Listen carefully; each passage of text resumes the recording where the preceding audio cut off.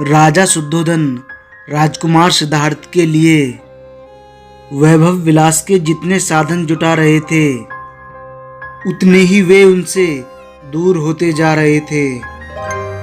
एक दिन सिद्धार्थ का बचपन का मित्र बसंतक सिद्धार्थ से बोला, राजकुमार, आपके माता पिता आपसे कितना प्रेम और स्नेह करते हैं।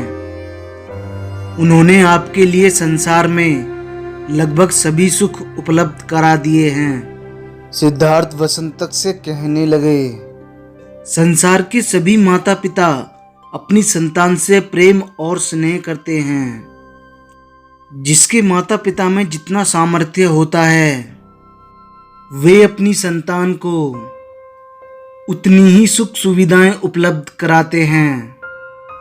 किंतु यहाँ पर एक गंभीर प्रश्न ये उठता है। बसंतक कहने लगा, वो क्या सखा सिद्धार्थ? सिद्धार्थ कहने लगे, संसार में सभी लोग एक समान क्यों नहीं हैं? किसी के पास धन की मात्रा इतनी अधिक है कि वह इसे कहां खर्च करे नहीं समझ पाता, जबकि दूसरी ओर किसी के पास इतना भी धन नहीं है कि अपने लिए 2 रोटी जुटा सके।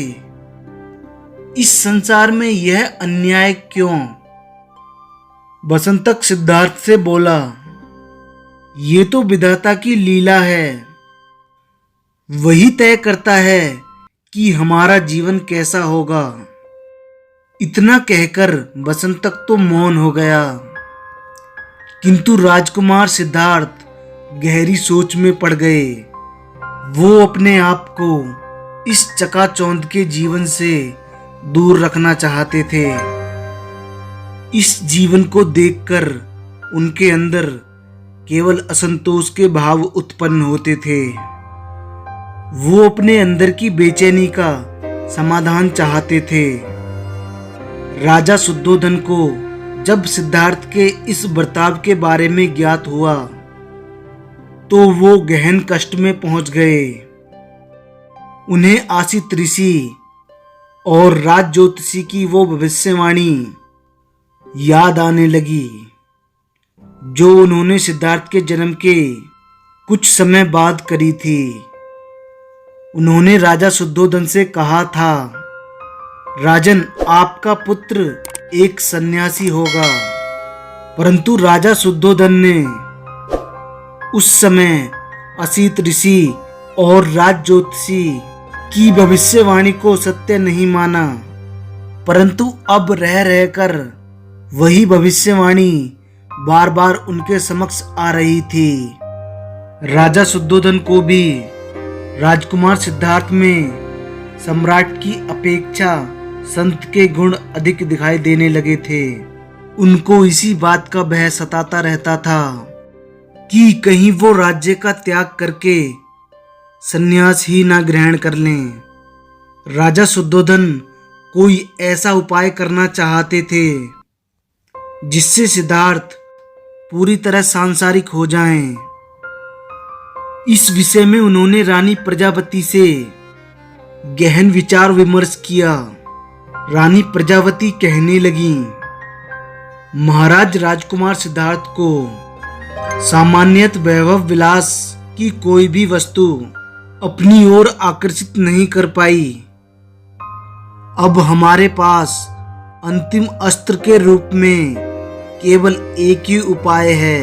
हमें राजकुमार का विवाह किसी सुंदर राजकुमारी के साथ करा देना चाहिए। वह उसके सौंदर्य पास में जकड़े जा सकते हैं। और उन्होंने राजकुमार का विवाह सुंदर राजकुमारी यशोधरा के साथ करा दिया।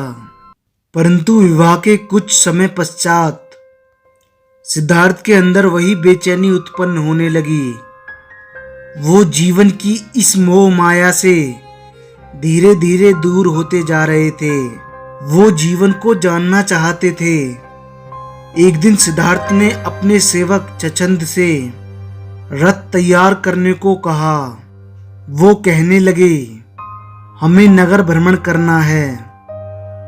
नगर भ्रमण करते हुए राजकुमार सिद्धार्थ के सम्मुख कुछ ऐसे दृश्य आए जिन्हें देखने के बाद सिद्धार्थ प्रबल इच्छा से बुद्धत्व की ओर निकल गए।